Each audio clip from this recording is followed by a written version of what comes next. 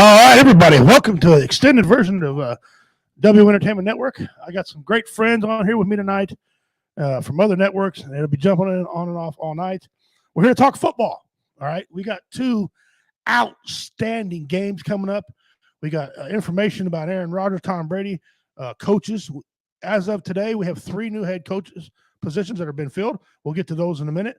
But first, without further ado, I want to bring on a real couple good friends of mine. One of them is new. He's brand new here to W Entertainment Network. He's never been on this network before.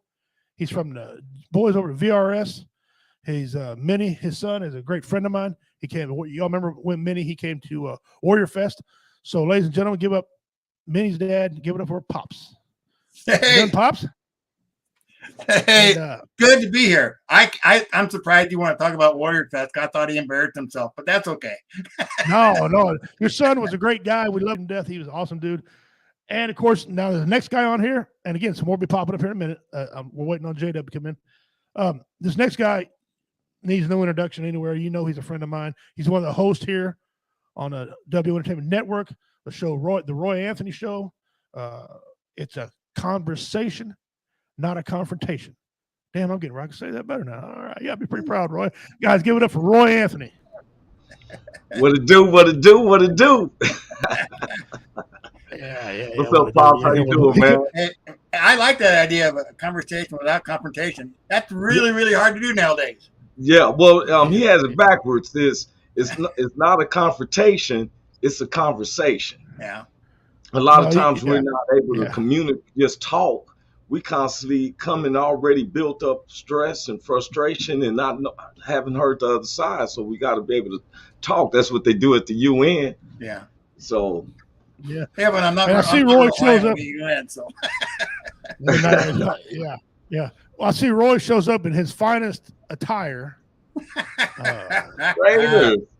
I know we don't have a dog in the place. Hey, wait a minute. Did the Raiders coaching change get in the number? Was there 9 or 10 coaches go down? Well, we haven't decided yet. You know, who'd you say? Raiders. There was 10 spots, 10 coaching spots available. It's one of the most in NFL history. 10 of well, them. I don't know if our head coach. We didn't get rid of our head coach. He was just interim, but the NFL rule is that you have to interview at least 2 or 3. Yeah. Yes. So, but they haven't made that process yet. But you know, I appreciate you repping the Raiders, even though they backed in to the playoffs. Okay? Well, that makes us a neutral. You know, we don't have a dog in the race of the playoffs, so it's going to make us neutral on what I feel about the playoffs. You know, I'm still an NFL fan to the deepest, and it makes it where I'm a delegate for the Raiders, and I think that we won't be biased because there's some Chiefs fans on here. Well, I tell you something, that Raiders game started this whole process of a weird-ass playoff. I mean, all the Raiders had to do was tie, and 2 teams could have got in, but then they said, no, we're not going to tie. We're grown men, and we come in. And then that kicked Ben Roethlisberger in because Roethlisberger was out, and he came in and played his last game, and now he's retired. So it's the Raiders' fault that this whole situation happened the way it is, but we welcome you anyway, Roy. Got some people checking in here. I'm going to tell you something. If we would have kneeled, Pittsburgh don't play y'all be playing the Chargers. Yeah. And the Chargers kind of beat Kansas City earlier in the regular season. So is everything he was going to take a knee, but the Chargers act like they was going to take a timeout, and we weren't going to take that chance. You know what? I remember that was funny because they were all debating what they're going to do. Oh, wait. Exactly. He takes a timeout with 38 seconds left, like he's trying to save the clock. What you trying to do? Kick a field goal or something? So we can't take that chance. Yes, okay. Oh, you want to play like that? Okay, guess what? You go home and buy tickets, butthead. You buy tickets, butthead. Yeah. We got Crystal Marie checking in. Says, hi, guys. Hello, Crystal. Thanks for joining us so Crystal. Far. Jamie King, what's up, cuz? How you doing, brother? My cousin there, he's probably working on a car. He's a hell mechanic. He probably taking a break. Good for you, brother. Join in. We're going to talk about a little bit about some football. So get ready. All right. We're here to talk to NFL Roundtable. We're going to talk about some topics and, of course, the main topic. and which is playoff football, AFC Championship football. This right here is the reason we're here. There's how it all started. Yeah. There's how it all started. And this is why we're here. We're here, and now we're down to this right here. Yep. This is where we're at right here. And I mean, and I don't know. I'd love to see the numbers of people that picked on any. Well, I'm sure there's people that picked on Kansas City that they go all the way, but San Francisco or LA or Cincinnati, how many people picked them to go all the way? No, I don't know. Well, I'm on record. I'm on record of picking 49ers to beat Dallas, and they did do that. So I rode with the 49ers for a while, but we'll get to that a little bit. But yeah, I don't know. Last thing I seen was Vegas. They about retired after that Chiefs and Buffalo game. Vegas was like, damn. Does anybody want to win? All the games, some of the games that they was considered as going to be a blowout. See, I'm gonna tell you, I thought it started off with when the Rams played the 49ers. And the 49ers needed to win to get in the playoffs, and they was down by, I think, 14 or 17 points and came back to win that game. So I felt that they went. So who thought that they was going to go into Dallas when Dallas had just beat Washington by like 5 touchdowns? So you thought they was hot. You remember they was mad at the coach that you left them out there and you could risk them being hurt, which now it kind of looks like eggs in his face a little bit. That's why I thought it started with the Rams in the 49ers game and they coming back. Cincinnati's been playing with show money. The amazing thing about Joe Burrows is that Joe Burrows came from an ACL injury last year. Sometimes it takes a player 2 or 3 seasons to get his confidence back. Yeah. Right. And especially a quarterback when he's got to work on his timing. This is his second full year, right? Yes. That's what I think, he didn't have a line last year. He still doesn't have a line. That's the scary part. I mean, you just think that he's got his eyes about 3 feet. But you know what? I think that he doesn't mind taking it. He's always been kind of rough like that. So if you look at his tackles, when he's sacked, he's kind of falling down. He's not like he's having his wind knocked out of him with his back towards the ground. But he has what I like about Cincinnati is that they gave him a comfort zone, which is Chase, because they won the LSU championship. Yeah, I mean the national championship at LSU. That is a dynamite addition to the team. It's one more out for him.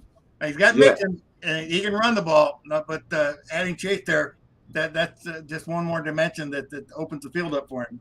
And it's amazing how they use him running the ball though too. They're running some of these crazy. They're using him the same way as the 49ers using Deebo Samuel. Okay, same exact way. He's not a player. He's a weapon. Okay, he's not a receiver. He's not a running back. He's a weapon. And right now, that is excellent. That don't always get you very far because if it's easy to shut down one person than it is multiple people. So the defenses will be on that. And he's going against the defense right now, which is the front four are arguably the greatest front four in football right now. Yeah. I mean, you got Von Miller they traded for, brought him in mid-season, okay? You got Aaron McDonald. I don't even need to name no more people. Aaron McDonald right there. I mean, come on. That Aaron Donald? You mean Aaron Donald? You talking about the Rams defense? Yeah, Aaron Donald. I'm sorry, I said McDonald. My bad. Aaron Donald, he's a machine, okay? So I'm curious. This is why we play the games. You know what I look at Cincinnati's offensive line, they say that Joe Burrows got tackled, sacked 9 times. But their line is kind of like I think that they put up a camouflage because their running game all of a sudden opens up right when you're thinking that, they can get in and, they dominating this offensive line. Next thing you see a running game and a screen plays being executed, perfectly. Yeah, they although to be honest with you, he took 2 sacks that took him out of a field goal range and just blew me away. I mean, 15 and 20 yard sacks. And those were his fault. And he still backed up and got dropped. It just blew. I was throwing shit at the screen. Let's put it that way. Right. And those 2 sacks you're talking about were his fault. Because if he had spun a different way and did something different, it wouldn't have been as bad. It would drop down right there. Don't spin out and run backwards a bunch. Right. You got a guy hot on you. Yeah. Right. And he'll learn these things. This cat will learn these things. He's already got raw, God-given talent now. He's going to keep getting better. There's 3 quarterbacks right now in the AFC your ass better stand by for. Mahomes, Josh Allen, and now Burrow. Okay, stand by. These gentlemen. Did you see that report on Mahomes on him in pressure situations and his heart rate? Yeah, did you see that? How cool he is. And and they got his heart rate at 170 beats a minute. Watching a field goal attempt. Watching, but when he's playing, no, that's not cool. When he's playing, no. That's your heart trying to come out of your chest. Yeah. When he's playing, you got to shake him. When he's playing, you got to shake him to see if he's alive. They clock him. He's like 80 something when he's playing. I mean, because I get 100. I get 105 going to the refrigerator. He didn't panic. It seemed like he didn't panic when it was 13 seconds left. It seemed like he just walked out of the smooth. So for you to say his heart was beating at because of the field goal, right? Because guess what? It's like me. I won't bet on the horses unless I ride one. I'm gonna bet on the horse because I believe. You know what I'm saying? He's cool when he has the ball, but when you're putting it in somebody else's hands, then you're wondering, do they have the same intensity as I do? Well, the neat part though that I thought of the study, because he wears, I don't know whether he wears a wristband or wears a chest deal that shows his heart rate. On the back of his left arm, you'll see a square bump there. That's what that is. They monitor, and a lot of players wear that. Some wear it on the inside of their thigh. Yeah, a lot of people wear these. So the NFL's changed so much since the days I played football. They got all these things to keep you, and they know when you're hurt, whether you want to admit it or not. See, so that's the wild part. I'm an auto racing nut, and the stuff they've done to auto racing now, they've got a earpiece that is actually a receiver for the driver, but it actually tells the heart rate. I mean, it tells the G-forces, and this tiny little piece that fits in your ear like a hearing aid. It's amazing that the technology that's moved forward finally. Right. Wouldn't that be guys, something that it could give you subliminal thoughts and stuff like real quick? They said, hit left. And all of a sudden your body moves. You're like, hey, didn't even. Hey, what the hell? Guys, if you're joining in, thank you for joining in right now. We're here with Roy Anthony from the Roy Anthony Show. Catch him every Tuesday and Thursday, 12 to noon. We're here with a good friend of mine, Minnie's dad, Pops. You catch him on the Sports Church on a VRS. He correct me if I'm wrong, Pops. Wasn't you a NASCAR announcer for NASCAR? I did a whole bunch of different announcing. I started out. This will crack you up. I started out I was upset because I couldn't get any coverage on television in the Milwaukee market. Milwaukee is an unbelievable racing community. The whole state of Wisconsin is crazy, and I couldn't. The newspapers would give you a little bit of coverage. Radio, you got nothing, and television, you got nothing. And that was just when Cablevision came into play. And they had community access. And so I went through all the, I don't know what you call it, the training to become a producer. Started out just learning how to run a camera and record stuff, and started doing stuff on local and throwing on local access. And I can't remember what the reason was, but anyway, Bob Jenkins and Larry Newber, who were both announcers for ESPN, were in town for a Milwaukee mile race. And they stopped out at the local track where I was doing recording for the midgets. Next thing you know, I'm sending my tapes to ESPN, and so that got me going into auto racing. And from there on down, I just kind of snowballed. I was a producer for them, and then did all kinds of crazy stuff, and then had my own show on Channel 18 in Milwaukee. But it was all stuff that needed to fill a gap that wasn't there, and we got unbelievable ratings because no one else did it. It was funny how I was mad, and I guess other people were mad too, and they really enjoyed it. I guess that's the best way to say it. Yeah. Well, you got supply and demand. That's how you make money. Supply and demand. Yeah, and that was it. Economics. We went from the number 4 network in Milwaukee to the number 1 network for news, simply because my program was running I ran Mondays and Fridays on Channel 18, and it was like within 3 months time we went from number 4 in network in the nation, or not nation, but in the city, up to number 1, and it was all because of a 3-minute report I did 2 times a week. There you go, brother. So welcome. Appreciate you being here, man. Appreciate what you did for sports. Sports is one of those things that some people care about it and some people don't. But sports has it's a necessary evil. A lot of people enjoy watching it. It's a calming factor to them. Like some people don't like comedy, some people love comedy. It's a common factor to them. So what you did, sir, you did something in your area. You can consider yourself a pioneer. Okay, and we thank you. Thank you for what you did. How many celebrity drivers did you meet? I know you had to meet them all. That was the amazing part, is that because there was so little racing on television, once they found out I had access to TV, it was at least once a week that someone was popping into the network saying, "Hey, you got a couple of minutes with me?" I mean, think about this.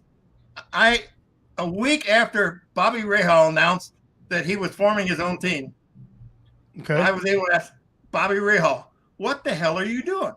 Because he had just won the Indianapolis 500.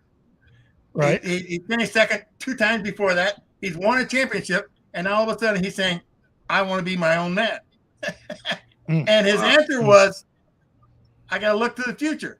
Now you look at the future was, since then he won 3 championships. He's done very, very well, and now he's got his son coming up. And so Rahal Racing now it's got Graham Rahal, and it was all because he wanted to do something for himself. He didn't want to always be a sideline player. He wants to be the boss. Yeah. And he did. And you think about it, this is a guy that, I don't know. It's just amazing. You watch these guys take chances and come out ahead. Milwaukee, you think about it, you got Alan Quickie comes out of there. Matt Kenseth comes out of there. 2 NASCAR champions. Now, this is, Wisconsin's not a big state as far as racing goes, but they do have an awful lot of talented people coming out of there. Right. And so, guys, if you want to listen to him talk more about NASCAR, tune in on Sports Church. He's got his own segment on Sports Church on VRS Network on Sundays. I believe it's 6 Eastern time, or excuse me, 6 Central. I believe is when it. Yeah, 7 Eastern. Yeah, there you go. So catch him on there, and they talk about MMA. They talk about NFL. They do some baseball. They don't talk much NBA because nobody on there knows how to play it, I guess. None of them are tall enough. No, they're tall enough to play it. So, but it has been mentioned, and I'm a part-time guest on there now, so I'll be going on there as well sometimes. And I don't do much. I talk a little bit of football and give you all some stupid commentary about some dumb stuff. So tune in and get you and laugh, guys. Let's steer this more toward the NFL now. Since the season was over, or during the season, since it was over, we've officially had 10 coaching vacancies. 10. Man, I don't know last time we had that many, but it's been long ago. And as of right now, 3 of those spots have been filled. The Broncos have a new head coach, offensive coordinator named Hackett from Green Bay. The Bears, I don't know the guy's name, but he was a defensive coordinator for the Bears. I think they should have went offensive myself, because that's where they need to tighten up more is on the offense. But whatever. You put the right people around you, that won't matter. Bill Belichick put some good people around him. He's defensive minded, so And then before I came in here and turned the computer on, Papa and I was talking. The Giants now have a new head coach, so that leaves us at 7. Excuse me, there were 9. Yeah, so we're at 6 more people that need to find coaches. We got two quarterbacks. One of them's 85% gone. He ain't come out and said it yet, but according to his wife, Tom Brady's wife, he's done. Okay. And then, well, you gotta have it. It is funny. I'm a married man. Can I play some more? Yeah. Honey, can I go out and play some more? I'm a happily married man, MMA fighter, played football. But my wife's a redhead, okay? I'll bolster her up and say, "You're going to do what I say, woman." Three rooms away under my breath, okay? 3 rooms away under my breath. So we all know how it works. If you want to stay married, you listen. But I guess she's having a real problem with it. She comes to the games. She sees it get hit. And listen, if your wife ain't happy, you ain't happy. We all know that. So, he's going. And then we lost Big Ben. And Aaron Rodgers is up in the air. Now, we'll get to Aaron Rodgers in a second. But Big Ben retired. He didn't take long making his decision. I want both of y'all's opinion. Roy, you go first. Big Ben, first ballot Hall of Fame or not? Well, yeah, he's the first, of course. Especially since he won the Super Bowl, and he was always a contender. But you could tell that he won 2 Super Bowls, right? Yeah. But you can tell, like, especially this last season, I see no mobility at all.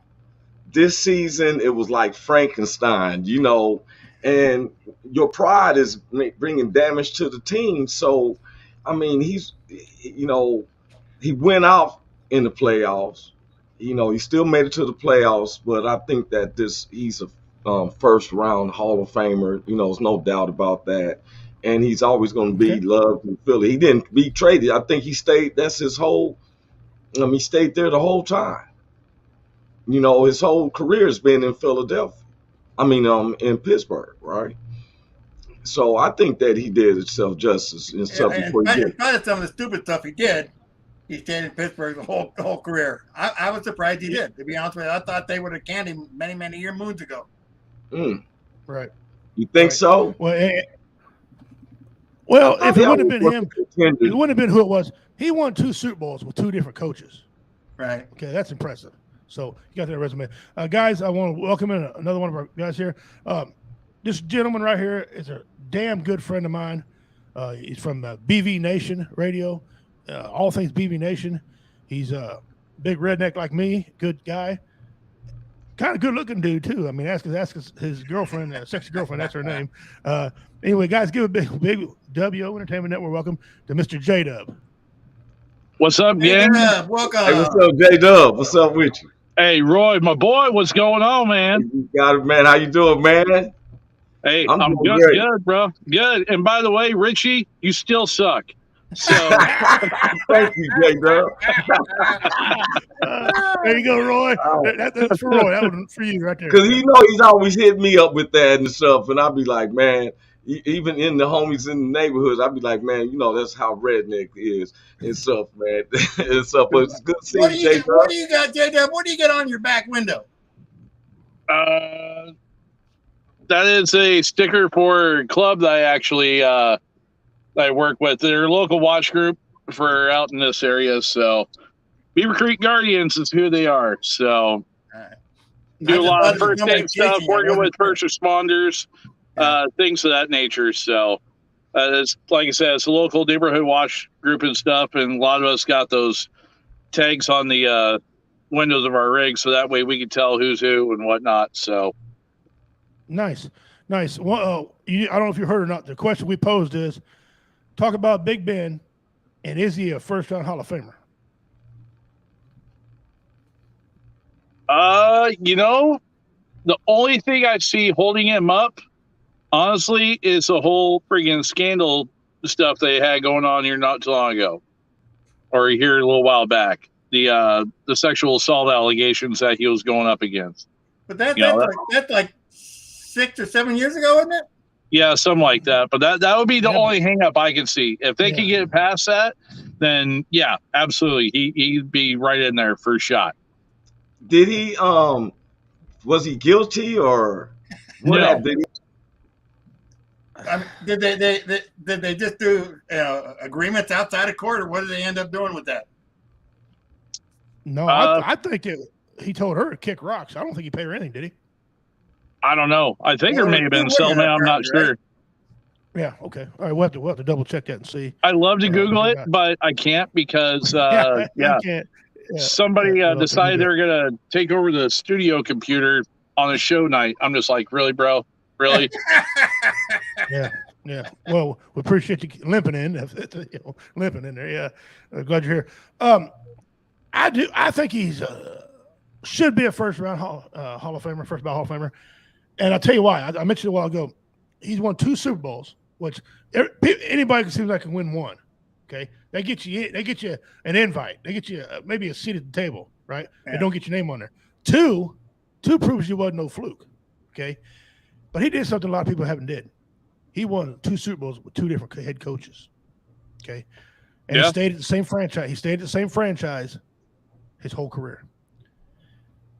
His numbers. I mean, look, his draft class. The 3 quarterbacks in his draft class were Eli Manning, Phillip Rivers, and Big Ben. Those are your 3 major ones. Yeah. That started out with scandal. If you remember correctly, Eli Manning got drafted by the San Diego Chargers. He threw a fit, become a crybaby. I ain't playing. Didn't want to hold up the jersey. They traded for Phillip Rivers.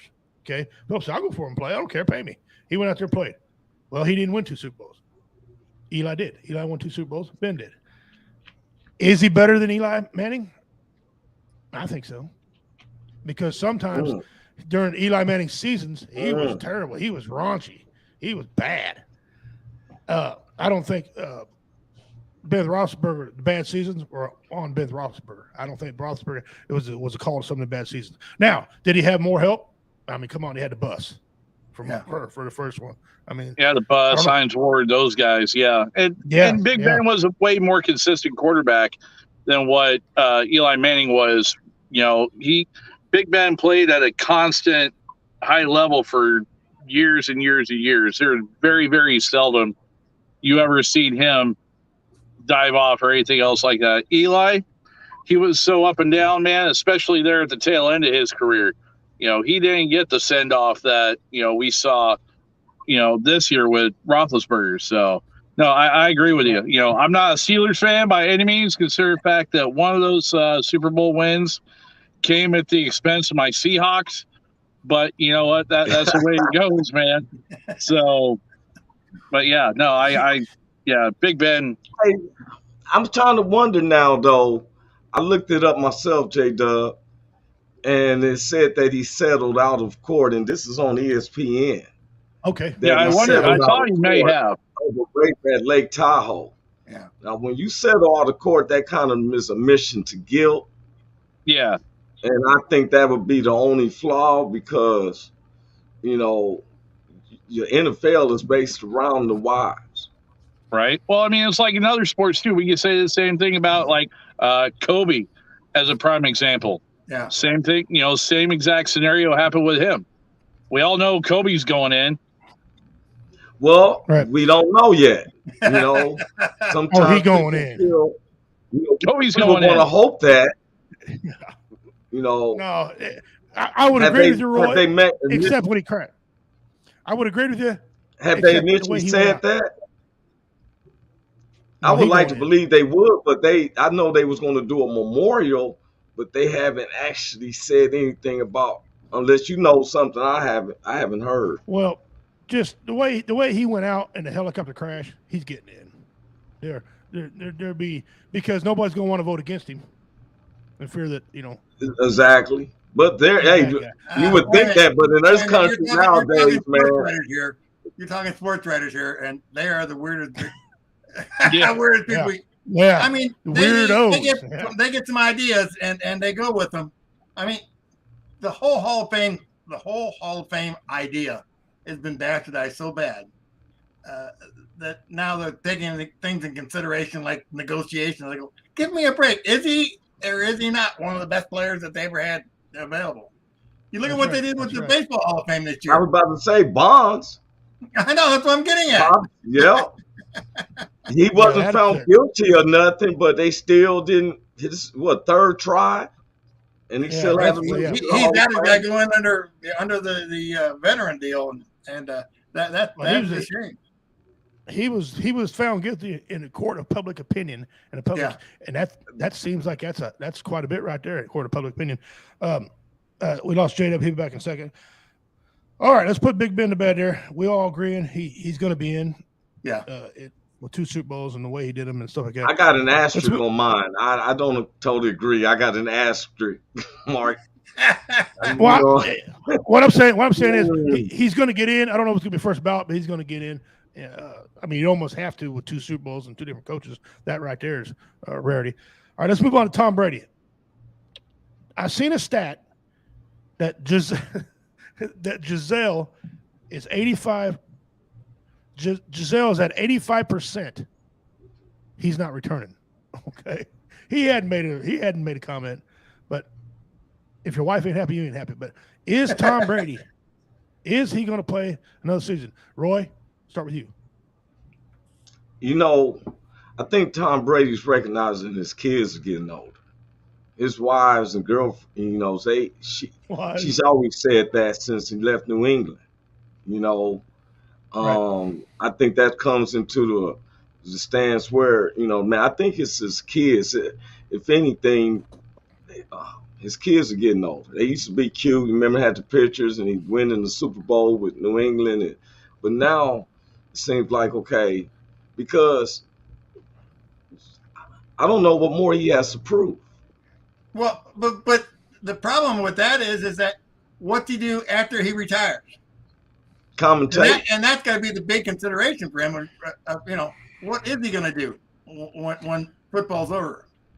I mean, he's 45 years old. What I'm getting at. What is he going to do to make himself happy? You can only fish so much. I think that he can still be like, hey, he's a quarterback coach. He can be expensive. I just don't see him where he's putting his body out there, you know, because I was watching him and he kind of slinks down. I hate to see him where his pride kept him in there one more season. Right. He really gets hurt, and next thing you know, this is something you just don't heal from. I think at this age, it's kind of hard for him to get past an ACL breakage or something like that. Yeah, not only that, that's always a possibility. But I mean, he put so many years into it because we done pretty doggone good in this many years, and I haven't been hurt bad. You got to figure if he's 50 years old, sitting at Thanksgiving dinner, he just starts slobbering. You know, because all this stuff is caught up with him. It's all caught up with him. You know, Giselle's got to wipe his ass for him. You know what I'm saying? So, yeah. J-Dub, what says you? You know, as far as with Tom Brady, how much longer he's got? Is he playing next year or not? I don't know, man. You know, we thought Tom Brady was done 5 years ago. You know, but he's well. I mean, he's one of those players that rides the high. Is what he does. He rides the high, and he'll ride it out till he can't ride that bad boy no more. I would not be surprised to see him try and fill up those last 3 fingers. If he tries to fill those last 3 fingers, we can see him being around a little bit longer. I don't know if he'll make it to 50. If he does, he's done. Yeah. He'll go down as the oldest freaking quarterback I've ever known to play the game. I thought that he wanted to prove a point to Bill Belichick. That's why he went and joined another team. He proved it. He got a Super Bowl. He been to the playoffs the second time. Yeah. New England hasn't. So I think that you done made a point. That was something personal. I think he made a point. You don't need to do it no more. No, I agree. Right. Roy, you're correct. He hit on that too. But here's the deal. Since then, his wife has been more verbal about it. His wife's talking about, look, I can't take him getting hit. I crunch up, and she does. During that playoff game, you look up at her, she's putting her head down. Even when he made a beautiful pass and got out of the sack, she put her head down. She's not going. I mean, they don't need the money. It ain't about the money either. Because I mean, come on, she's the most highest paid supermodel ever. Okay, he's the highest paid quarterback for the longest time. I don't know. I'm going to say listen to his wife. I mean, I'm going to say he's done. He's done because I retired from cage fighting at 42 years old. I wanted to fight. I wanted to keep going. I enjoyed it. Wife came to me. She goes, "I want you to be able to remember your grandkids. Okay, remember their names. Remember your kids' names." I said, "Well, I don't like my kids anyway. Screw them. But I want to remember my grandkids, right?" And she was right. My wife came to me And I listen to her. I mean, 42 years old is a long time to fight the cage. Most of them guys are around 35, 36 years old. Chuck Liddell, one of my heroes, a guy I met and loved the guy, he fought to 36 years old. He said he couldn't do it no more. Here my fat ass is in there until 42 years old winning. It's time to walk. It's time to walk. And I'm better for it. You can walk. Yeah, right. I do limp, but that ain't from cage fight. That's from the Marines. You could have been like on the what's that? The Nutty Profession. You walking over, but you limping back. You're limping back. Yeah. I limp. It ain't from the cage. I limp from, but yeah. So I understand the woman's point of view. My wife, she said the same thing. He needs to go. Of course, I think she's don't want to compete with Aaron Rodgers, but it's her deal. But she, as a woman's perspective, I think a lot of women would testify and agree that they'd want at 45 years old, they want their man. Look, there's so much things we haven't did. Your kids now, they're getting that age. Maybe you can help them with sports. Maybe you coach a high school team. I don't know. Will he ever coach the NFL? I don't know. I see him in the booth. He's doing commercials and everything. I can see him in the booth. NBC or one of them going to give him a nice contract. And you can bet that's coming. He's going to be he's going to be taking over for Mr. Troy Aikman here pretty soon. That's what he's going to be doing. God, I hope so. God, I hope so. Yeah. I can see that happening, J-Dub. I can see that because Troy is supposed to be going to one of them satellites. He's teaming up with Michaels or somebody like that. Something like that, yeah. Yeah. Yeah, he's bouncing out with them, so who knows, man? Take him and Joe Buck at the same time. I mean, hell, me and Roy will commentate for them too. Hell, we'll do it. Me and Roy do it. Just pay us a decent amount of money, and Roy and I commentate for Joe Buck and Troy Aikman. I can't stand them too. We're gonna get suspended. Watch, we're gonna end up saying first game we're done. First game we're out. First game we're done. Why are you firing us? You can't call somebody a cocksucker pimp on live TV. What are you doing? It don't work like that. It don't work like that. Yeah. Hey, guys, I got to bounce out of here. Quick pick, right quick, for this weekend. All right, hang on just a second, J-Dub. Right, go ahead. Bill, what is the over under for this weekend? 7. Right, hang on just a second. You got Kansas City 7 points, and the over under I got was 54.5. Yeah, that's the latest one I had too. All right. What about the San Francisco and Rams game? All right. 3.5. 3.5 is what I got, and 45.5 is the over. I got Rams and Chiefs both on the under. Yeah, that's a pretty good guess. Chiefs, and you want the under, right? Yep, for both. All right. And we're holding you to it. Yeah, right. You know what? It's going to be much worse than how I did last weekend. This last week was horrible. I think I called 2 games. I called one the outcome as far as who was going to win correctly. Yeah. Right. And the only other thing I got right was the Rams on the over. Yeah. That was it. I couldn't believe the Bengals score last week. That was crazy. I figured that was going to be a shootout, and it sure as hell didn't turn out to be a shootout. Last weekend was a weekend of the field goals minus the Kansas City game. Yeah. That was minus 13 seconds. Yeah. Well, that went in overtime itself. With the field goal. Needs the field goal to tie it up to go to overtime. What would you say? 21 points and 2 minutes, was that? 21 points. Yeah, something like that. It was crazy. Yeah, it was crazy. J-Dub, brother, appreciate you coming in. Maybe now, since you hosted one and we hosted one, let's see if VRS will host the Super Bowl one. I know, right? That's kind of what I was thinking. Yeah, get them on and let them. We'll have to bring it up because we're doing the show. We're doing the sports church tomorrow morning at unbelievably 10 a.m. Eastern. Yeah, that's too early for me. I'm West Coast, man. It's like 7 in the morning for me. It's like, nope. No, it's Saturday morning, bro. You ain't having none of it. I understand. Well, if you need me for that, Pops, send me a link and I'll jump on it with you guys. Cool, sounds good. All right, J-Dub, brother. Pops, hey, man, we love you. Roy, take care of yourself. All right, J-Dub, man. God bless you, bro. You too, brother. We'll catch y'all later. All right, for sure. Later. Good dude. From BB Nation Radio, man. Yeah, he's a good dude. Knowledgeable man. I mean, he don't come unprepared. He won't talk about it if he don't know what he's talking about. So that's good. And let me ask y'all both a question. What does the over and under when you gambling on that? What is that? It's a Vegas ball. It's Vegas. It's like the vigorish. It's like for example, if Tampa Bay in a heyday was playing the Jets, nobody bet against Tampa Bay. So they'd have to have points. They have to, if Tampa Bay don't score 14, if they got a 14-point lead and they score 12, Jets win. So we're saying the total score, would you say is over that, or is that what that 45.5? Right. I mean, that means he said he don't think the two teams combined is going to make up to 45.5 points. That's what I'm saying. That's what yeah. And so we'll get to that later. All right. So Tom Brady with the Rams and Chiefs under. Yeah. Both of them under for both games. Yep. All right, so we got Tom Brady. Now, Aaron Rodgers. Let's move on to Aaron Rodgers here. This guy, there's something wrong with this guy. This guy looks like he steals Cadillac converters to me. I mean, this is what he looks like. He's hanging around somewhere and steals Cadillac converters. The problem is he's a brainiac.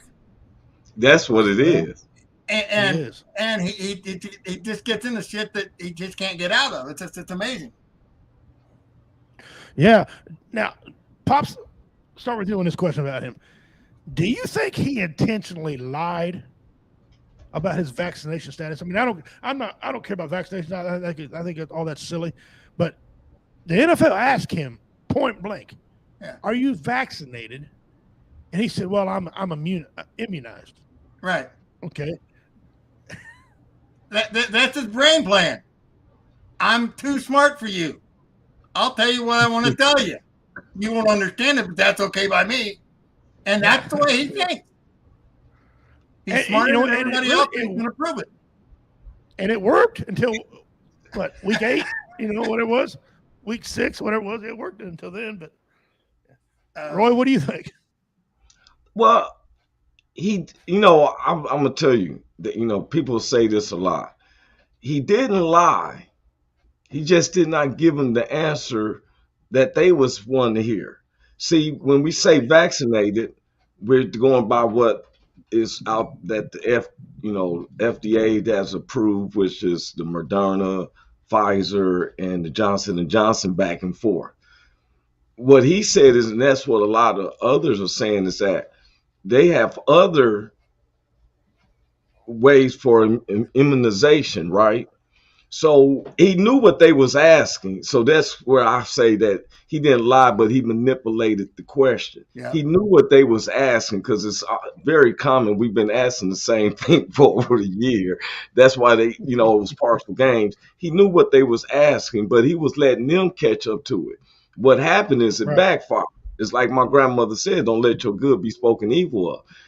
It backfired on him. And so then it looked like he was telling a lie. When he knows. Now, where I felt that he was selfish because eventually he did catch it. Yeah, and it cost him a game. With his penalties. Yeah. Okay, I got 10 teams that I think Aaron Rodgers could go to. I think he's leaving. I think he's absolutely out of Green Bay. Okay, and we're gonna go over these. A couple of these. Or no, but it could be a possibility. We'll start with the AFC side. And Pops and I talked about this earlier.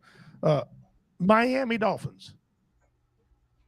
No. You got two young guys there, Tua and the other guy when Tua was hurt. They got a nice core right there. I see him kind of being a disruptive. Yeah. How you disrupt whatever they put together. Right. Well, remember, they got no head coach. So if a head coach came in, if he wanted to make a splash, Aaron Rodgers would be his huckleberry to do it because they got some talent. So, but see, then you lose the respect of those who's been through the turmoil down there, players, because what are we going to do? And wherever Aaron Rodgers goes, you're going to have to give him the red carpet. You can't just act like he's just a regular quarterback coming in. You got to be somebody who. If he went to AFC, I could see him traded for Herbert. That's what it is. Devontae Adams. I beg your pardon? Is leaving. Devontae Adams is leaving. He's a free agent. Okay. Yeah. If a guy want to bring both them two in, man, that puts a team up there. So, but yeah, I can't see them being able to afford both of them, though. That's the problem. Yep. DeJounte's in for money. Okay. The second team, Pittsburgh Steelers. Now the Ben's gone. They ain't gonna. Okay. They already feel like they're in a rebuild, and they're gonna want to get somebody who's at least second and third year that they can, instead of how many years has Aaron Rodgers been in now? 9, 10, 11. He's older than people think he is. He's 5 years under. Ben's been in 16 years. Big Ben played 18 years. It was 18. I thought it was 16. No, it's 18. Yeah, because it was 2 years shy of 20. Yeah, okay, so he came in around. I don't know if he came in before Ben or after Ben. He's been a long time. All right, let's move on. Let's go up. Houston. I doubt the Houston Texans he'll go to Houston Texans. They need a quarterback, but again, their coach is gone. So the one name in the AFC though that possibly could get him is the Denver Broncos, because Denver Broncos brought in Green Bay's offensive coordinator as their new head coach. But they got money. Yeah. I think he wants to go to a better climate. Every time football season starts, he's a surfer. He's if I'm not mistaken, he's from the West Coast, and I do believe that it's kind of hard for him to keep wanting to come and play in the winter and then go home in the off season back in that warm area. I think I could see him going more of a warm climate. All right. Fair enough. Let's go. Maybe the Washington Redskins, because he has ties with their head coach. All right. This one I don't know, Pops, if he will, but you and I discussed it earlier. But if he wanted to be an ass wipe, he can go to the Bears. Well, no, that's a good possibility. That would be tough for him, but that would be something he could do. There's no way, because he would love to say, this team ain't so bad after all. Matter of fact, we played these guys 2 times this year. Oh yeah, this will be fun. He just in spite of it. Number one, it's not a money issue. He's going to set his legacy is going to be where he goes from here. Right. Absolutely. You didn't have the team that I think he should go. I think that he should go to, if I was Green Bay, because they're not going to let him go without getting something in return. Either he's going to retire or they got to get something back in return. If I was Green Bay, you send him to San Diego and you bring Herbert. I'm telling you, because they have not picked up Herbert's rookie. They have not offered him an extension on his rookie contract, which is what he's on. Oh, they don't do that no more. Oh yeah, Ricky's 3 years. 5-year contracts. No, he hasn't got no extension. Herbert hasn't got no extension. This was first year he played without the coach that drafted him. And I think that Aaron Rodgers will go good with the West Coast. They be playing in LA. Right, but then here's the thing. Going to AFC West, you have to play Mahomes twice. I think he takes it as a challenge. He might He have. never said he doesn't like competing. He don't like the organization he's at. Yeah, you don't. All right. There's another team. This team here's got the money, got the pieces in play. But it all depends on what Tom Brady does. I'm talking about the Tampa Bay Buccaneers. There's your warm climate. He's in the NFC. They got the pieces. Mike Evans is a good receiver. They got some money. They can bring in Devontae. Man, he ain't gonna want to play for no Bruce Arians. He don't want to play for no Bruce Arians. Tom Brady humbled himself. I don't see. If they keep Bruce Arians, he's not gonna play for Bruce Arians. You know what? Now this is something. What happens if he says, they're saying that it was all about the quarterback, but Belichick and the quarterback. I go back and see if maybe I go play for Belichick and see what we do together.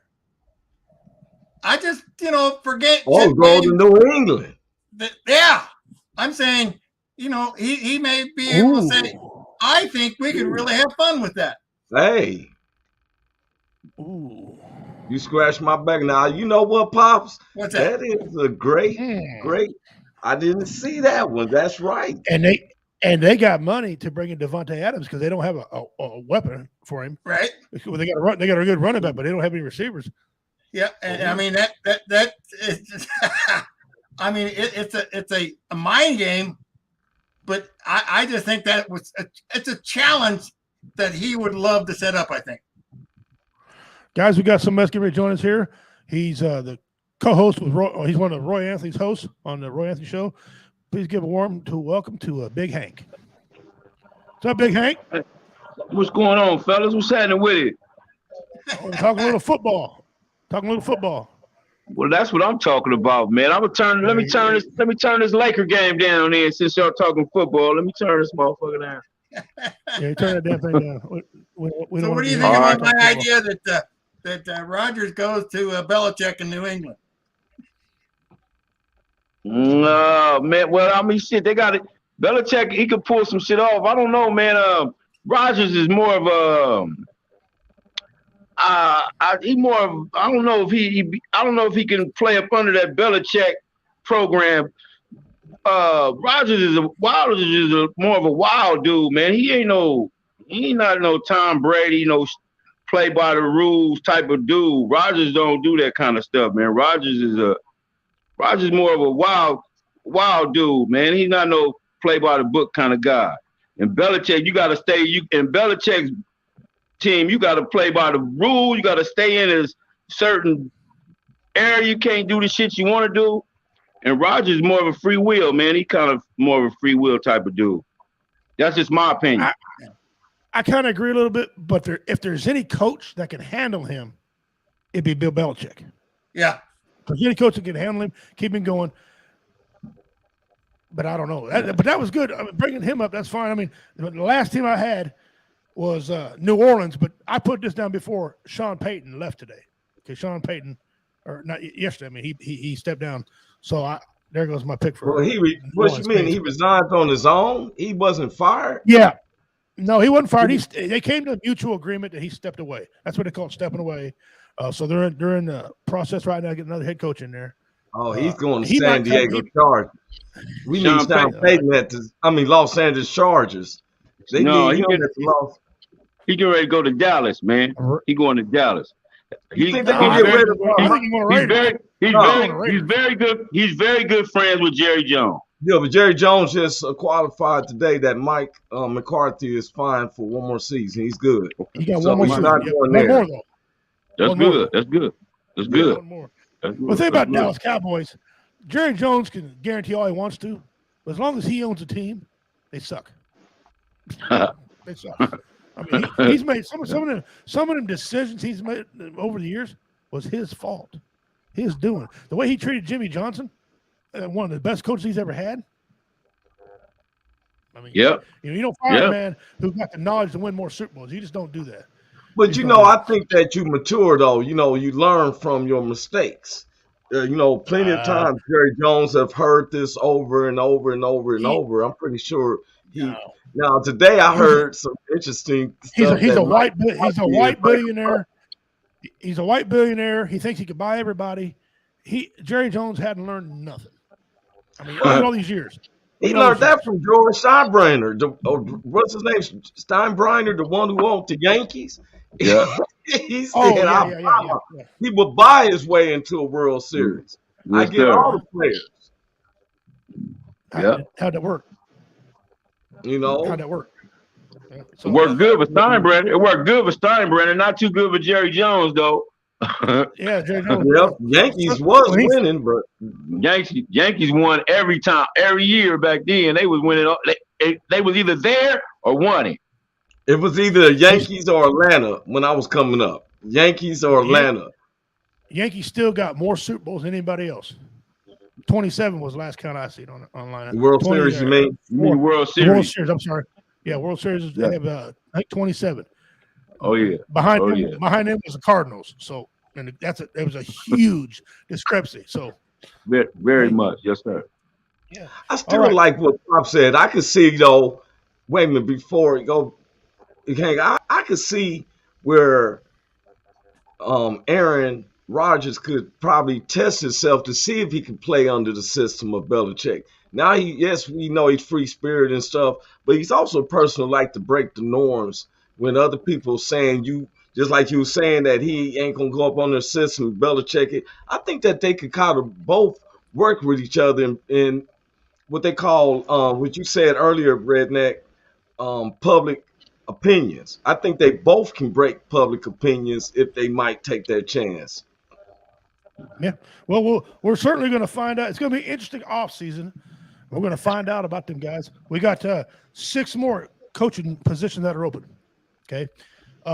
And I want to know how many of these guys, there's 6 left. How many black coaches are going to fill these spots? Roy? What's the teams? Well, what's the teams? What's the 6 teams? Hang on a second. I know the Raiders aren't on there. No. I know they have to. Raiders, there's Jacksonville.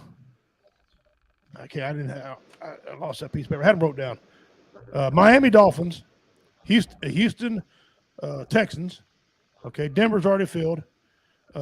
Bears, they've already filled theirs. New Orleans Saints now.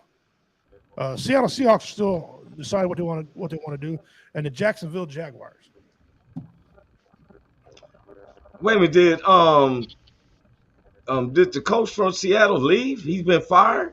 I thought they was giving him one more year. They didn't say it. See, that's the thing. We've heard nothing out of him. Yeah. Russell Wilson don't know if he wants to stay. Right, good. I know they're working with Russell Wilson. If he was going to say, but I didn't know there was anything about the coach change. Yeah, there was last I checked. They're not sure because he's not sure what he wants to do. You know, he's getting up in age. That's Pete Carroll, right? Yeah, Pete Carroll. Yeah, he's limping on the sidelines.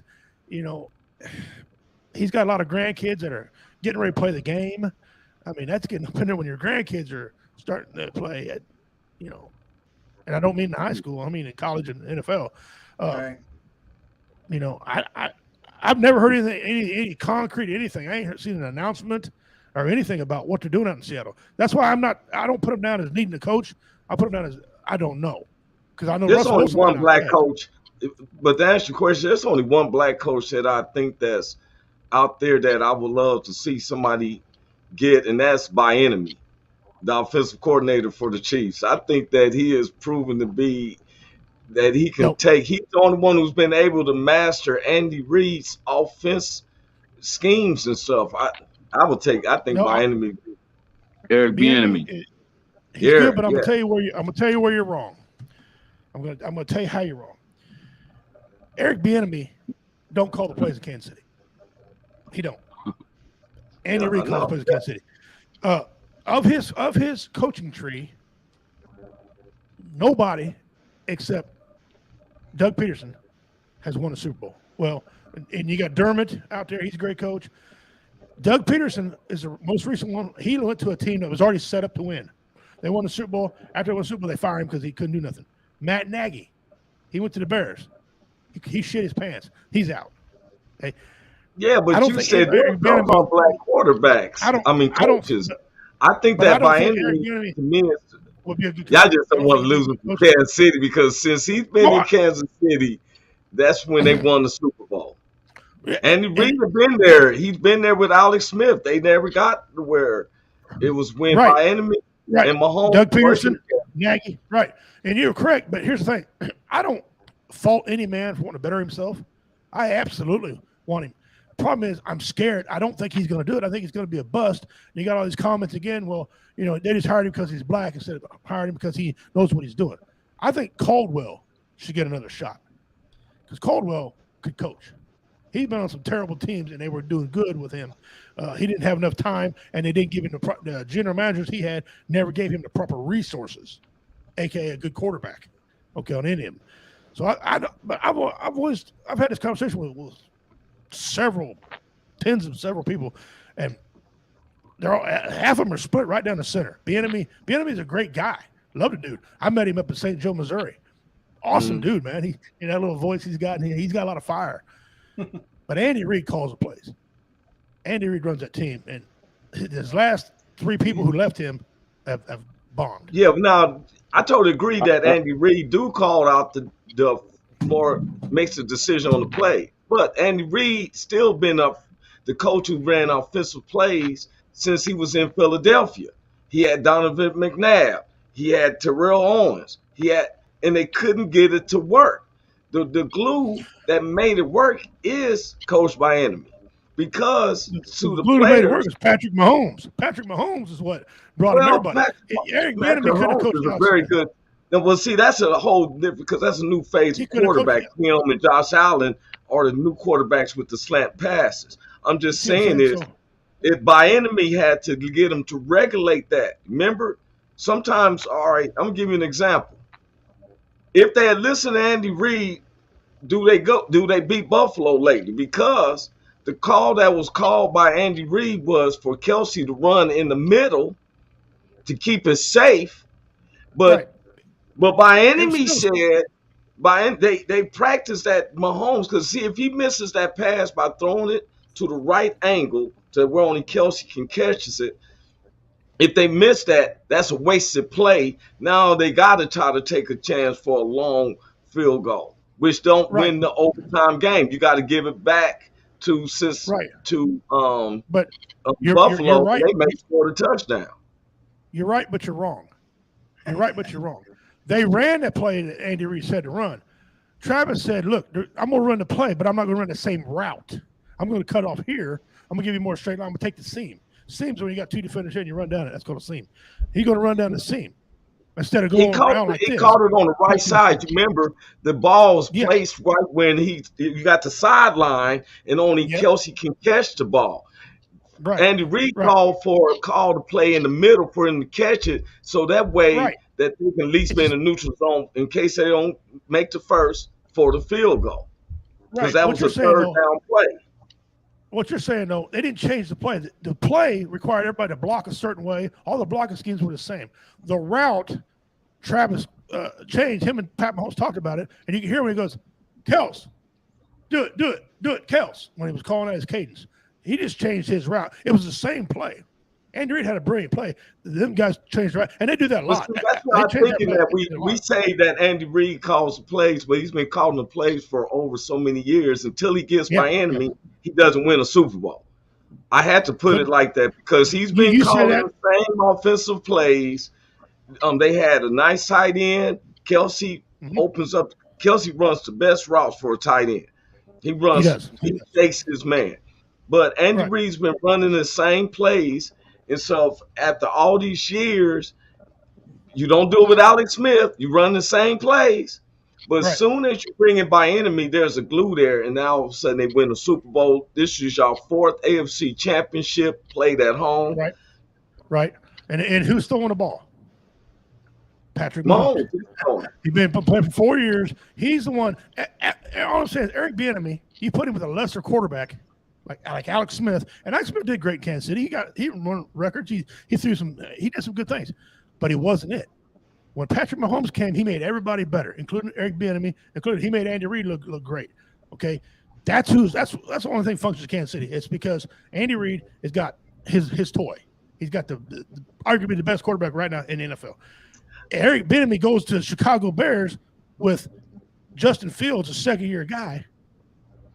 Second-year guys will get you fired because he didn't learn the first playbook. Now he's got to digest his giant playbook. And if you ever see Kansas City's playbook, it's about that damn thick. It's huge. It's the biggest playbook in the NFL. Okay, that second-year quarterback is not going to digest it. 3 years goes down the drain. Eric Bieniemy has won nothing. We had this conversation. Wait a minute, man. Thinking that Andy Reid gave up all those plays. Let me tell you, Andy Reid he's a coach where you got your offensive line, offensive schemes. He's going to say the last one of what should be done. He is not the offensive scheme genius. He comes on the third. Bill Belichick. What does the offensive coordinator do for Kansas City? What does the offensive coordinator do for Kansas City? I feel like it's the one who calls out the plays. No, he really don't. I've seen it.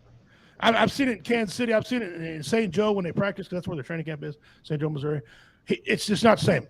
Well, how do you think Andy Reid's been so successful when Doug Peterson leaves, when Matt Nagy left, and if Bieniemy leaves? the Chiefs are still going to be a threat. They're still going to go. It's because it's not. Successful. He's been a playoff coach, rearing to playoffs, but they got rid of Marty Schottenheimer for getting them to the playoffs, but not getting them over the hump. Yeah. Now, that was a different owner. That was no. The Hunt family. The Hunt family still been owning the Chiefs. No. We didn't get rid of him. Martin Schottenheimer was there, and he get them to the playoffs, and they said, you can't get us over the hump.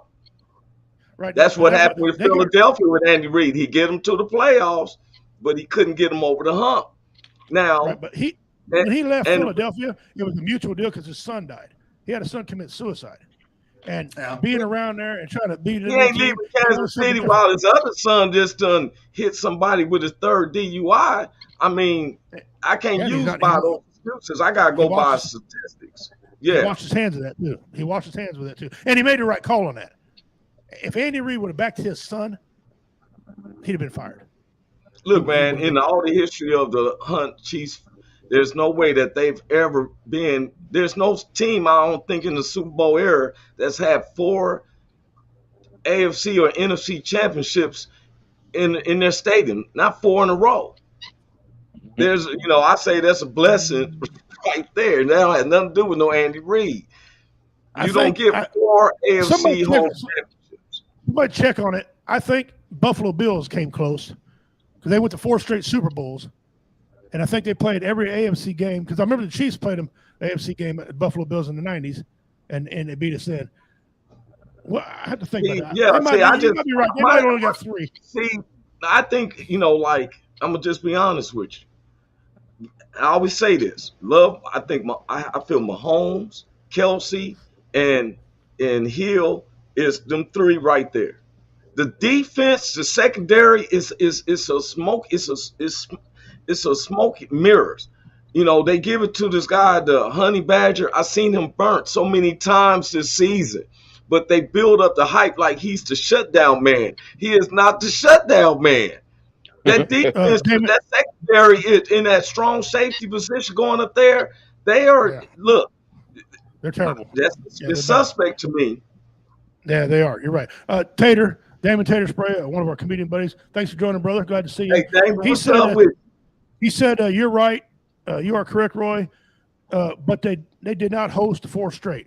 So what he's saying is the Buffalo Bills did not host 4 straight. Yes, I understand. They went to 4 Super Bowls, but they didn't. So thank you, Tater. That's what I'm saying. The Chiefs is headed that way. I was saying before, I lie you not, before Tennessee played, I was teasing with my sister-in-law. And I said, I don't think y'all ready to. Well, Tennessee lost. I don't think Kansas City ready to host no AFC championship. And she was like, I don't know. I don't think so neither. I don't think it's gonna come here because I'm on my mind that Tennessee is gonna whoop all over Cincinnati. I called that game, and I told you it wasn't gonna happen because now Tennessee has crapped the bed, and every time they get in the playoffs, I'm seeing something in Cincinnati. Them the real Honey Badgers. They sent up here. They don't mind taking sacks. They don't mind getting hit. Let's give Pop a chance. Pop's. I'm sorry. What do you think about Eric? What do you think about Eric Bieniemy? There's a big difference of being a coordinator and then having to hold the whole team together. And that's the thing you can't. It's really hard to. Unless you put him in the situation, he's ready to go out to be a coach, but how is he with feeling the whole team together? That's the big challenge to anybody moving out of a coordinator role into the big league, and I don't know how you train for that. To be perfectly honest with you, he's unbelievably qualified, but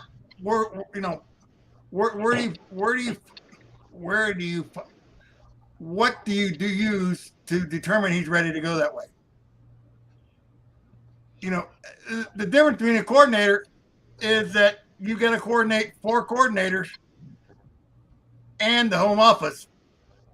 Whereas as a coordinator, you just got your one group, and you work with the office. What kind of budget do I have?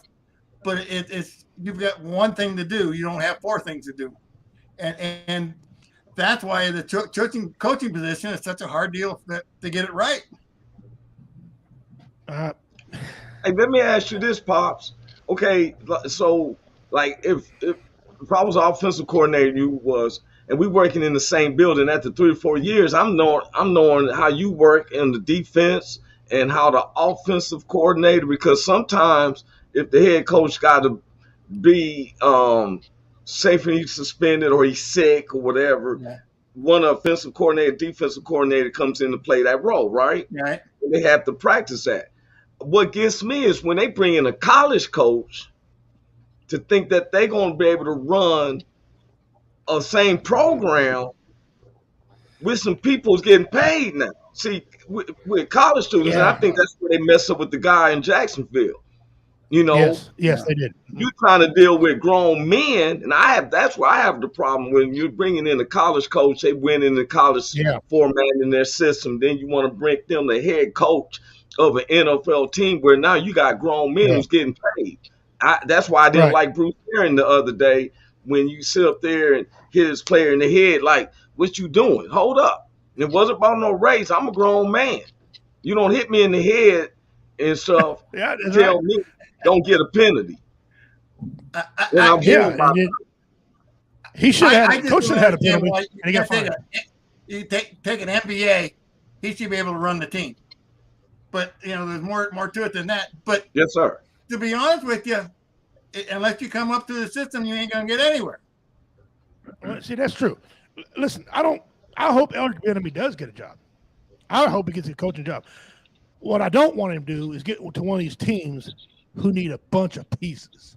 Okay, can he go? All right, let's name a couple here. Can he go to the Bears and be successful? He might, because look at McVay. Who thought that the Rams making the transition from St. Louis would be relevant? Usually when a team transferred from another city, they not relevant. All of a sudden the Rams was relevant. They ain't even, 3 years strong from St. Louis? Yeah. And we got these young coaches named McVay and the guy for the 49ers. I mean, you know what I'm saying? Do you think Eric Bieniemy, the Bears, what do you want me to write you down as? You think he'd be successful with the Bears?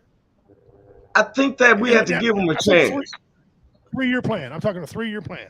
In a 3-year plan, I still think that they would have the confidence because he's bringing that championship or from being in a championship area. He knows what it takes.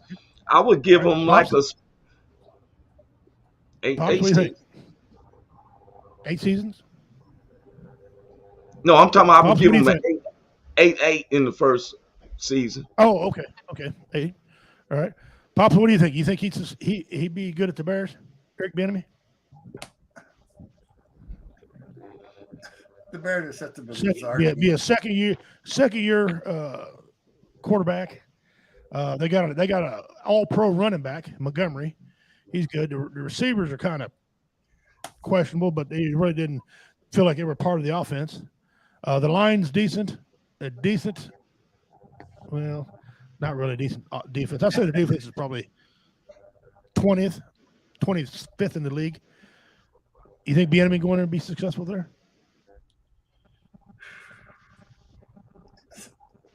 They're just like anybody can be successful anywhere if things fall together. The question is, can he put all those integers together? That's the scary part. And see, how do you see that? I don't know how you understand what a guy can and can't do in his roles as coordinator. I just don't. That's why it sucks to be a general manager, because if you don't make the right choice, you got 2. If you don't make two successful coaches, guess what you're going? You're packing 2. Yeah. Big Hank, what do you think, brother? Eric Bieniemy play with the Bears? Not play with the Bears. Coach the Bears and be good? Yeah, I'm sure he can do good because the quarterback that got Justin Fields there, right? He's a youngster, second year in the league. He got some of the same kind of skills Mahomes got. So yeah, I think he can. I think all he got to do is keep building him up and give him some tools to work with, give him some receivers, and give him a old fly tailback. Man, he'll be all right. That's all he needs. I think with him being a running back at one time, he also knows how to what offensive line he wants and stuff, right? That's the wild card. You're right. That is the X factor. That is exactly. Yes. I'm glad you brought it up. That is the X factor because he knows. A running back, he knows what he wants in the line. He's got to step up. He's got to step up more than most of these offensive coordinators because he's played the game. He knows that offense. He knows what the offense is going to do. He knows how to teach it, and he knows how to run it back. Obviously, and if you never followed him, he was a great running back. He was outstanding. Yeah. Oh yeah, he was good. Yeah. So probably the Bears. What team did he play for, Redneck? What team did he play for? I think if I remember right, was it Tampa Bay? No, college team. Buffalo, Colorado. Colorado. What NFL team he played for, Hank? Eric Bieniemy, man. Shit. New Orleans. I thought he did a stint with us. No, he did it. Was Raiders? No, I thought it was Tampa Bay Buccaneers. I remember him that old ass. What is that? Tan? Was it? It wasn't tan. It was some other weird color uniform they had. It was nasty. Yeah, that orange and brown. That orange and brown or some shit. Was it orange? Is that what they're? I don't remember, was man. Vikings? Yeah, I with the Vikings.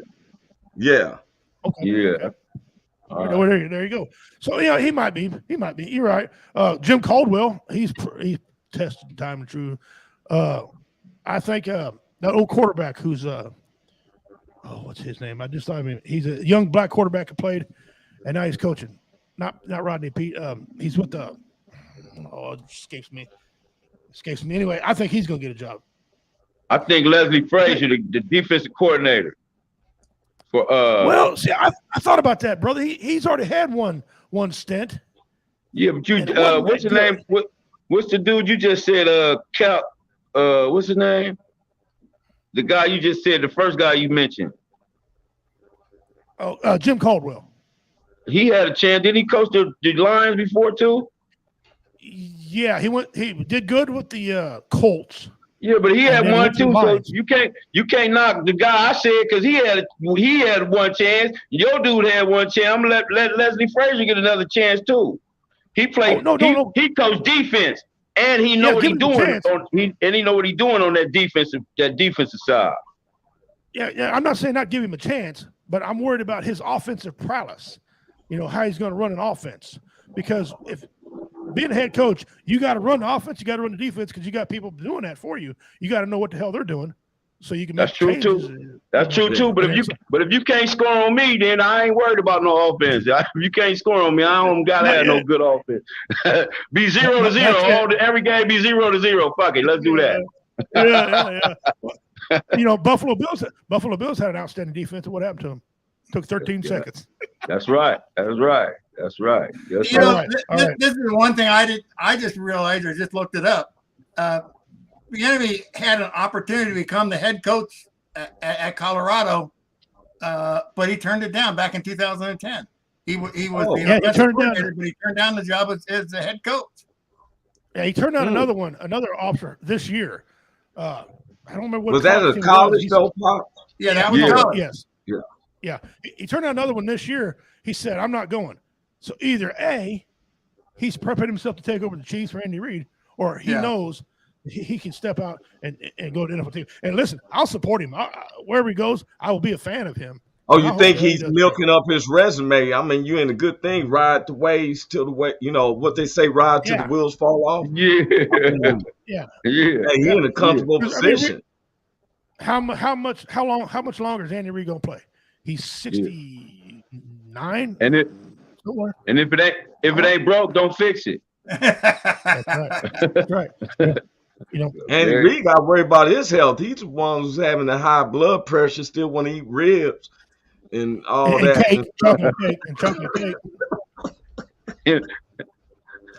But all that everything. He better start watching his carbohydrates.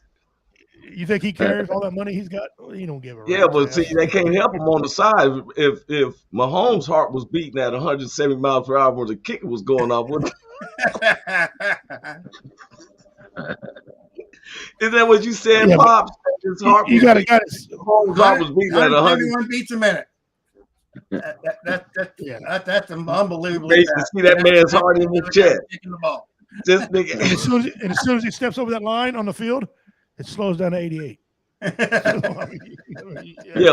I'm just saying this, and that's a young man. That's Mahomes. He's what, 24.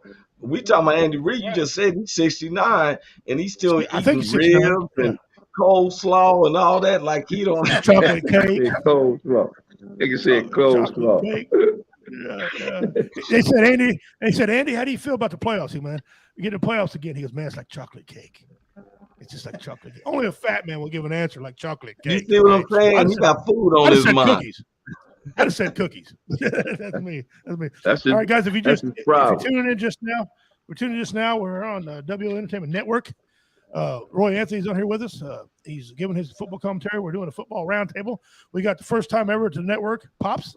He's part of VRS. You catch him every Sunday on Sports Church. First time co-host Big Hank. He's on here. He's on the Roy Anthony Show. You catch him on Tuesdays and Thursdays. We're all talking a little football. Got to because Roy ain't very bright. So Big Hank had to come on here and save him. Thank you. He shows up a Raider. He shows up a Raider gear on. You know he ain't very bright. You know. Hold on, man. Come on now. I try to tell people I'm not a bandwagoner. You know. I know you. You are. You're dedicated, dude. And I feel that me and Big Hank, he's a Raider fan, that we don't have to be biased about the playoffs because I'm gonna be honest with you. The best playoff game I ever seen in my life will always be now the Chiefs playing against the Buffalo until something ever betters that off. I've never seen a game like that before in my life. Unbelievable. That was very good. I seen where somebody's trying to march down to tie the score or try to win it, but nothing where it was, look, the receiver shook the cornerback for the Chiefs so hard that he fell on the ground. He didn't get touched. Yeah. He didn't get nothing. And when I seen Josh throw the ball like that, I'm like, where he throwing to like that hard in the middle of the field, right? Not with Honey Badger and all them cats. They all. Honey Badger was out. Honey Badger wasn't playing. The Honey Badger wasn't playing that game. Well, I'm just saying this. I'm looking at him as the lead role of that on the secondary, right? But when I seen the 13 seconds and then Mahomes throw 2 slants, I'm like, this is the best NFL football team I've ever seen in my life, right? Now. All right, here we go. We're going to move on here. All right, guys, we're getting close to the show here. We want to kind of start winding down here. Let's get back on track. Let's go Rams versus the 49ers.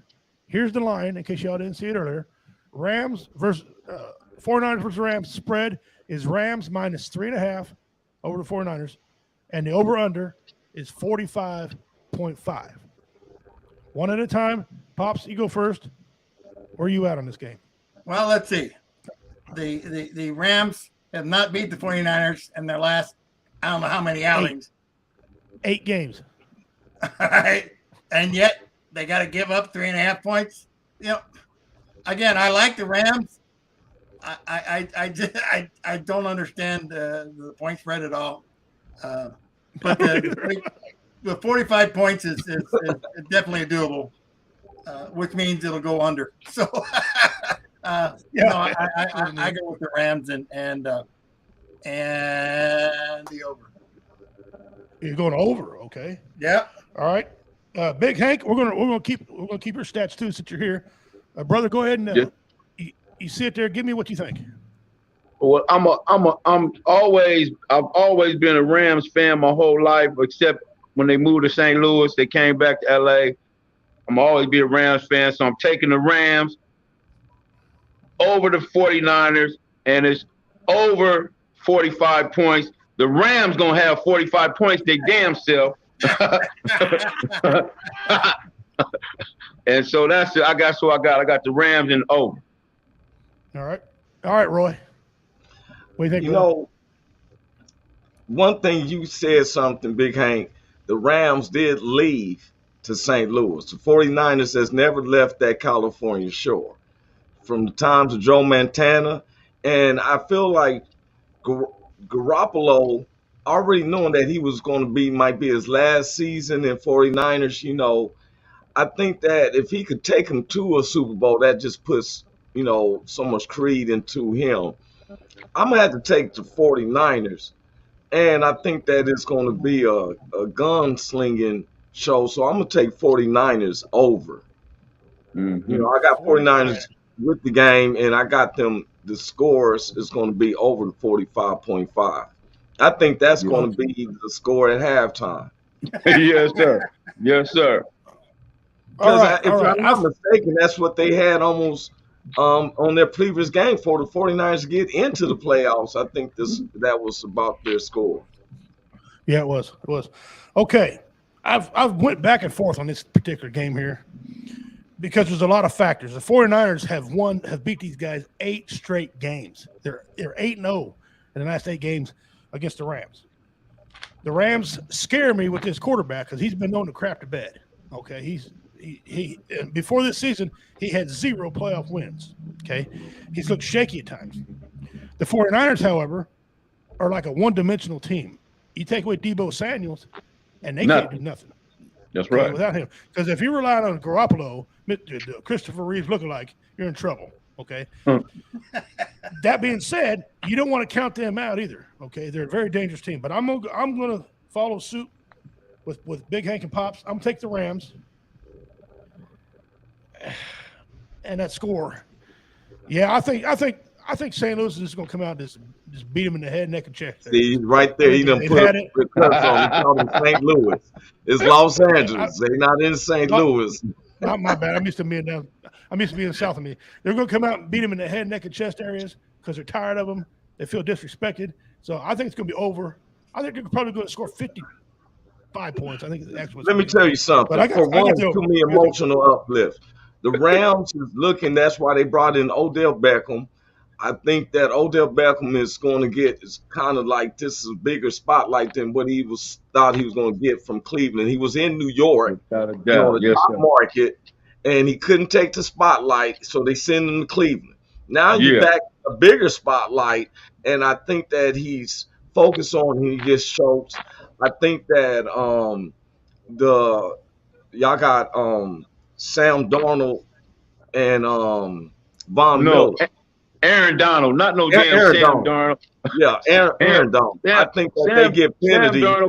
Sam Darnold can't throw you the football. Yeah, I think that. No, I'm just saying this. I think that the 2 defensive men get penalties because they overacting. That's what happened before. I think that y'all forgetting about 49ers receivers, where they told Garoppolo just throw it up there, because they got some receivers as big as Big Hank. Yeah. And they real big, and they catch that ball and they run. What's their name? I don't know. 49ers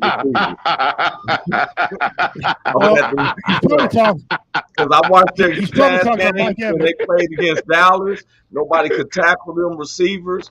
And when they played against Packers, I seen them. Nobody could do nothing. They was playing in against Green Bay while it was a blizzard, and they were still. I think that they win. I think they take the game, and I think it's going to be over. Oh, who'd you take? You say 49ers? 49. Is that who you're taking? Yes. Okay. All right. I think you hit your head, but I'll write it down. Okay. A while ago, I was trying to figure the quarterback I was talking about. I was talking that black quarterback was Byron Leftwich. Oh, Leftwich. I think he's the offensive coordinator for Tampa Bay now. Yeah, and Todd Bowles. Todd Bowles is also a coordinator for Tampa Bay. I think he's going to get a job. And matter of fact, I'll have to check it. Raiders was interviewing him earlier, and they were talking about they wasn't going to let him leave the building. So he might be the next coach of the Raiders. I don't know. Nothing's in writing about that yet, guys. Those were the 2 I was trying to think. Big Hank a while ago, I was telling you that guy played. It was Byron Leftwich. Yeah. That's what I was trying to think. Okay. Byron Leftwich. He never got to play in the NFL, but he became the offensive coordinator for Tampa Bay. Yeah, Byron Leftwich he's a good dude. Good dude. I trust him any team. All right, there's a bracket. So you guys right now we're kind of split on the Rams. Pops and I and Big Hank are taking the Rams. J-Dub, what did he have a while ago? J-Dub had the Rams. also, and he took the under. All right, he got the Rams under. Roy took the 49ers, and he took the over. Okay, so now let's move here to KC. All right, Kansas City is favored by 7 points versus the Bengals, and this is according to Caesar Sportsbook. The over/under is 54.5, so 54.5 as of 9 hours ago. That was the line at Kansas City. All right, Big Hank, you're first this time. What do you think? Man, I'm taking Kansas City. What's the quarterback name for Cincinnati? Burrow. Joe Burrow. Joe Burrow got sacked 9 times last week, man. And if you can't get out of the way, sometime you got to be able to go left or move out the way. If he don't get sacked 9 times, man, shit. I'm taking Kansas City. I'm taking Kansas City gonna have 54 points, they damn self. So I'm taking the over. All right, Roy.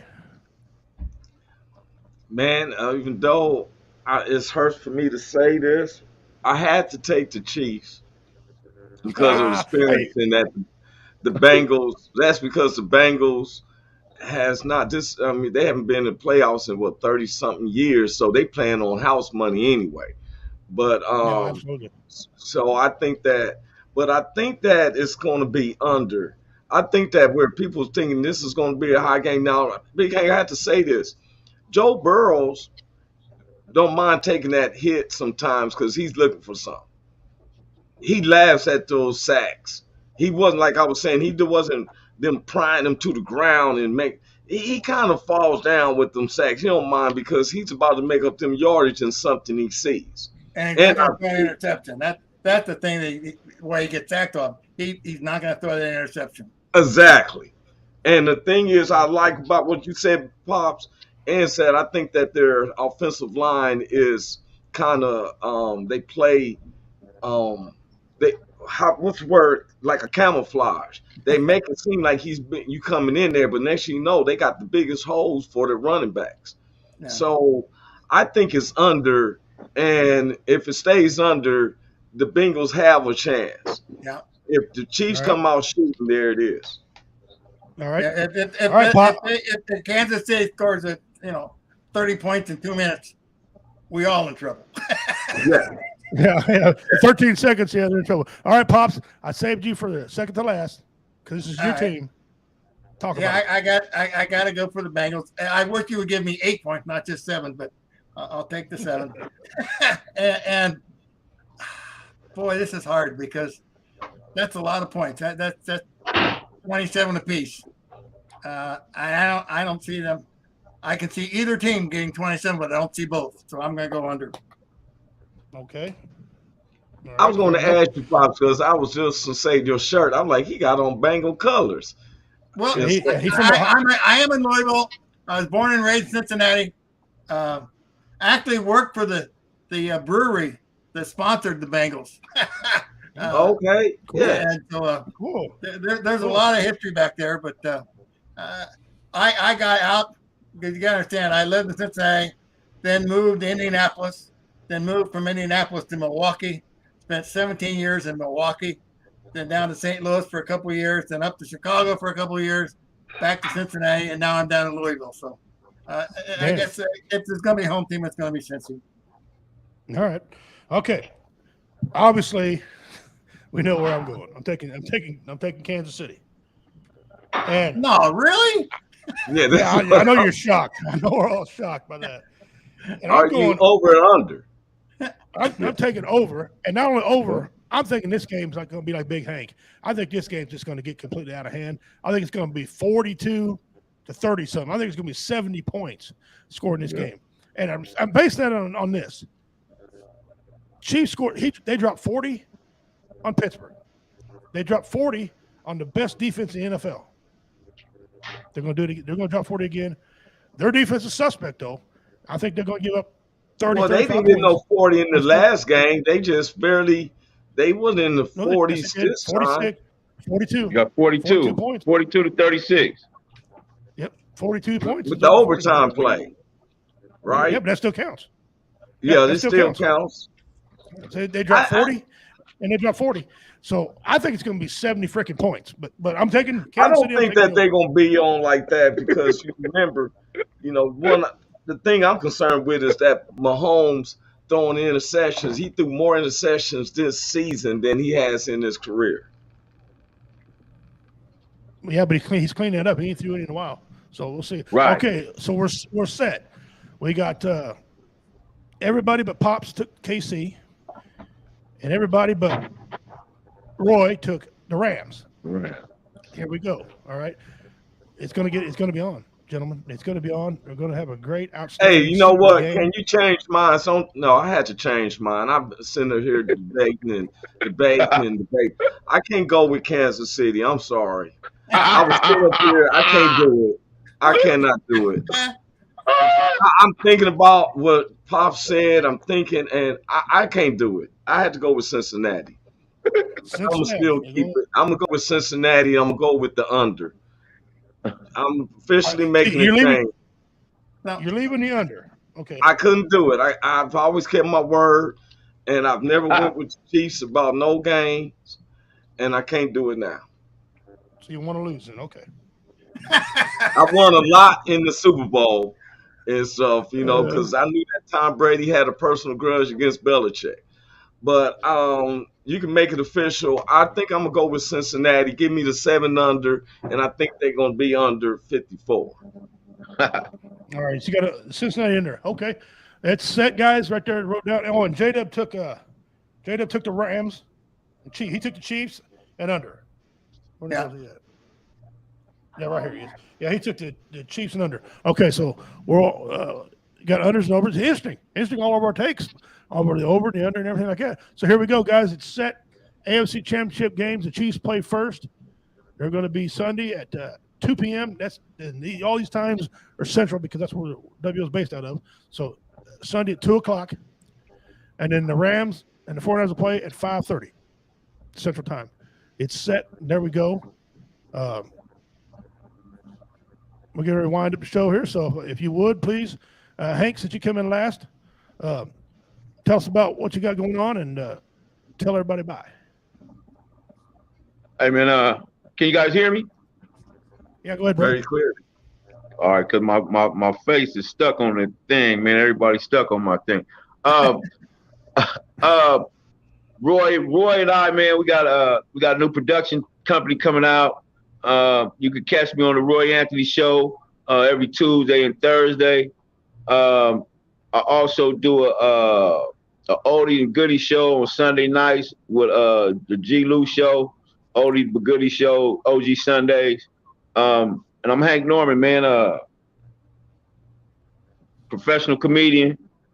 And we're gonna get started again, man. Just came from Memphis with Roy Anthony, man. We had a ball, and we're gonna do it again, man. Thank you guys for having me on the show. Appreciate you guys, man. Go Rams. Yeah, brother. And listen, I appreciate you popping on with us, man. Adding your insight and everything. But listen, I have a question for you. Yes, sir. Hank. Yes, sir. Do you know what you call a reverse? Or have you ever heard of a reverse exorcism? You know what that is? A reverse what? A reverse exorcism. A reverse exorcism? Like it's going on in the background. Right. A reverse exorcism. No, yeah. I don't know what that is. What is a reverse exorcism? It's where the devil tells the priest to stay out of the boys. Stay out of the boys. Okay, that's what's up.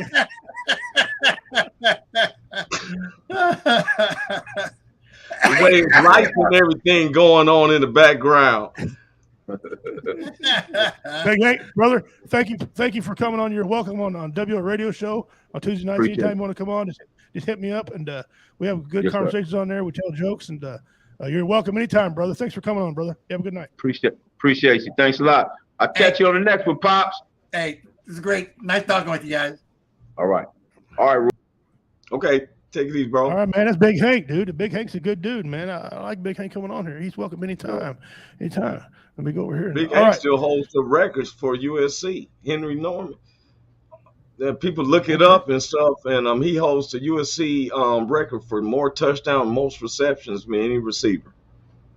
Yeah, boy is a baller, no doubt about it. Yeah. I want to thank Crystal Marie. Crystal, thank you for joining us. Jamie King, thank you.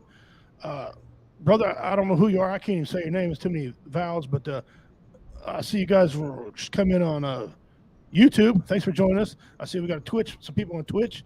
Thank you for joining us. I appreciate that as well. Damon Tater Spray, brother, thank you for coming in and joining us. Talked a little football tonight, covered a lot of things. Laid down the gauntlet. So, Roy, brother, man, hey, what can I say? You're the ambassador of WO Entertainment. You got to tonight. You got to meet some people from BB Nation, which you are new J-Dub, and you also got to meet some guys from VRS. You got to meet Pops, catch him on Sports Church. Thank you for coming on with me, man. You and I planned this deal out. Actually, you and I actually planned something a couple days ahead of time, man. This is awesome, man. This is great. Pops, brother, you know how I feel about you. You know I love your son, man. He's a great dude. What a respectable, honorable guy at Warrior Fest. He really showed that he had some good upbringing. Man, thank you very much for loaning us your son. Tell us about what you got going on and tell everybody bye. I just, believe it or not, we're going to do Sports Sunday on Saturday. Why not? So all the games are going to be on Sunday, and you don't want to compete against the games. These are going to be awesome games. I don't have to answer, but yes, they are. Let me ask you a question. What's the difference between a peeping Tom and a mountain goat? Oh man, I don't know. A mountain goat mucks around the fountain. All right. I'll let the comedy to you guys. But anyway, thanks for inviting me on. It was fun. Great conversations. For sure. Hey, we didn't settle where in the hell is Dak Prescott going to go next year? Oh, before we go, we got a little bit of time before we go. I think he's staying. Yeah. I think he is. I mean, where's he just going to go? gave him that extension. They got to at least get 2 years out of that extension. Well, but they ain't wanting to get rid of him. He's wanting to go. I think they talked to him a little bit. I think he stays. But where would he go? That's what I'm saying. Why would anybody take a cut on him with all this stuff hanging over him? You know, you're going to spend a couple $1 million on this guy and all of him go to prison? I mean, that doesn't make a lot of sense. I know where he goes. He comes to the Raiders. We didn't take a Dak Prescott. You know who I think the Raiders are going to get? All jokes aside, I think they're going to go after Deshaun Watson. That might be. I don't know. He's fixing to go to jail anyways. He's fixing to go to jail anyways. So he fit right in. Oh, there you go. That's a cold piece. That's a dig. See how you do. Oh, I love you. Hey, I'm gonna ask a question before I leave out of here. What's the difference between a Catholic and a Baptist? A what now? A Catholic and a Baptist. Oh, I don't know. What? A Catholic can speak to you at the liquor store. That's awesome. Pops, like I said, brother, thank you for coming on there. We'll catch you on Sports Church. You're a hell of a commentator, and we'll see you, Roy. We'll see you later too. Hey, Kansas City, the Bengals. I think that's going to be the best awesome contest at 2:00 Central Time on Sunday. You think between the two games, you think that's going to be the high game right there? You think that's going to be the best game to watch? Yeah, I really think it's going to be interesting to see exactly what happens because there are so many variables in that matchup that it could be a complete blowout or it could be just another 16 to 14 game. Yeah, very well could be. I think the Rams and the 49ers, if they both don't score high, this could be bad for 49ers. 49ers could come out and just lay an egg and score 10, 12 points, and the Rams can just be Rams can have a track meet. You know, you don't know. And we both could be wrong. Hell, it could be 49ers and it could be Cincinnati in the Super Bowl. You know? Yeah, that's scary, but it could be. I mean, You know, I mean, well, we can't say it's not. I mean, there you go. We're working the bracket down right there. So I mean, that's the bracket right there for it, guys. Pops, man, I love you. What a great conversation we had. What a good show. I really appreciate you coming on here and laying it down. You have a good time, and like I said, if you guys need me in the morning, 8. What'd you say? 8 o'clock? 9? Well, it's 9 o'clock your time. 9 o'clock. Okay, I should be about it. I might be in my robe. I might look like a fat Hugh Hefner. Unreal. Unreal. But brother, I appreciate you coming in. Thank you very much. And you guys, that's Pops. He's a VRS Sports Church. Catch him on Sundays. Later, bud. Take care, everybody. Bye-bye. Yep. Yeah. All right, guys. We're going to close out the show. Again, man, thank you all for joining and coming in and spending your time with us. I see quite a few people on here. Man, hey, we appreciate it. These are not – I wouldn't go to Vegas with anything none of us said. Okay, we're just guys that's played the game, love the game. Don't take any of it with a grain of salt. However, you know where we're at. We told you what we thought. We gave you the stats, over-unders. You make a decision for yourself. If you're going to bet responsibly. Love the neighbor. I'm Redneck Pimp. Appreciate y'all for tuning in. I'm backing out of here. I got to go. Good luck. Enjoy your football on Sunday and drink responsibly. Redneck Pimp.